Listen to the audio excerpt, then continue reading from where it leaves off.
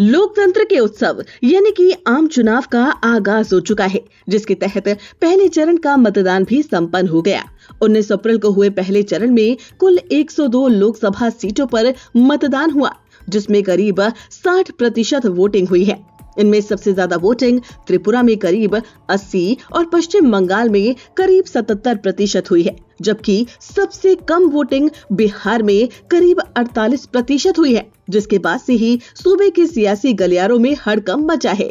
तमाम दल इसके पीछे की वजह तलाशने में लगे हैं। दरअसल पहले चरण में गया, औरंगाबाद, नवादा और जमुई में वोट डाले गए थे, जिसमें से नवादा में सबसे कम वोट पड़े।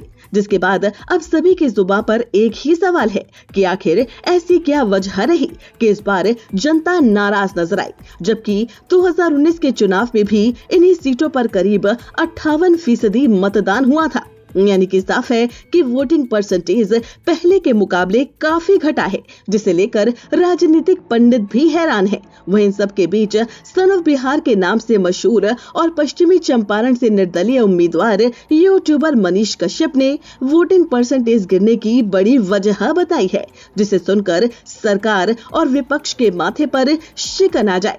मनीष कश्यप का कहना है कि राम मंदिर निर्माण के बावजूद बिहार में अप्रत्याशित रूप से कम वोटिंग जो हुई है, वो कहीं न कहीं सत्तारूढ़ दल को परेशान कर रहा है, जो सिर्फ 48% वोटिंग हुआ है और पिछले साल 57.3% वोटिंग हुआ था। लगभग 9 से 10% वोटिंग कम हुआ है, जो ये बताता है कि राम मंदिर धारा 370 और इसका असर बिहार में नहीं दिख रहा है।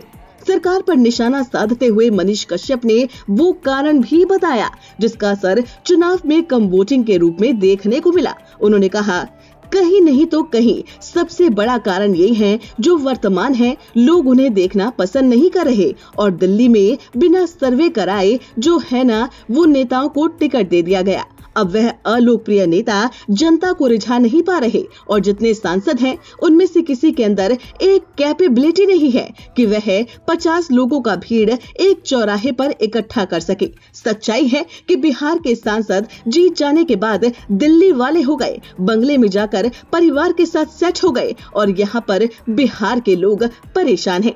मनीष कश्यप ने सवाल उठाते हुए कहा कि कोई आपदा में दिखा क्या कोई सांसद? ऐसे में कहां से लोग आएंगे, कहां से वोटिंग परसेंटेज होगा, कहां से मजदूर जाकर चुनाव में उत्साह के साथ वोटिंग करेगा? जरा सोचिए, जिस राज्य में 53 या 54% लोग वोट नहीं कर रहे, यानी आधे से ज्यादा लोग वोट ना करें, वहां सरकार बने या ना बने, क्या फर्क पड़ता है? इसी के साथ ही मनीष ने कम वोटिंग से किसे सबसे ज्यादा नुकसान किसे हुआ है ये भी बताया। मनीष ने बताया कि जो सत्तारूढ़ होता है उसे तो डायरेक्ट लॉस होता है और फायदा होता है विपक्ष को, क्योंकि विपक्ष का तो सत्ता में सांसद होता नहीं है। ऐसे में लोगों की नाराजगी होती है वर्तमान सांसद से। ऐसे में विपक्ष के पक्ष में जो लोग वोट करते हैं वो और जमकर वोट करते हैं और जो सांसद वर्तमान में है उस पार्टी के कार्यकर्ता नाराज रहते हैं तो वो भी वोट नहीं देने जाते हैं। राजनीतिक पंडितों से पूछ लीजिए, जब जब वोटिंग परसेंटेज कम हुआ है तब तब जो पार्टी सत्ता में रहा है